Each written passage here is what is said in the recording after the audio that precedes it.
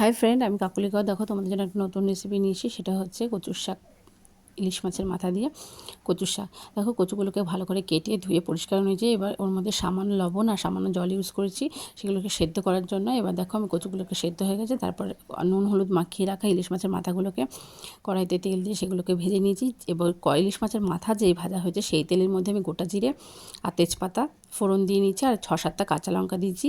যে যেরকম ঝাল খাও সেরকম লঙ্কা ইউজ করবে। এবার দেখো ফ্লেমটা আমি আস্তে করে হলুদটাও দিয়ে দিলাম, কারণ হলুদের একটা গন্ধ থাকে সেটাও চলে যাবে, প্লাস কচু শাকের সাথে ভালো করে হলুদটা মিশিয়ে যাবে, সেই জন্য দিয়েছি। এবার দেখো আমি সেদ্ধ করা কচুগুলো দিয়ে দিলাম।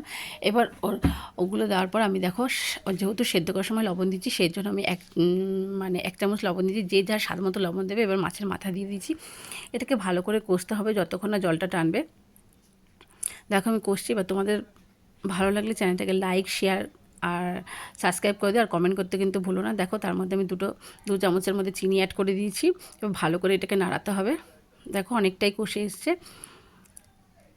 এরকম কষে শুকনো শুকনো করে আসতে হবে। দেখো আমার তরকারিটা রেডি হয়ে গেছে। তোমাদের কেমন লাগলো অবশ্যই কিন্তু কমেন্ট করতে ভুলো না, আর কোথা থেকে দেখছো সেটা কিন্তু মেনশন করতে ভুলো না।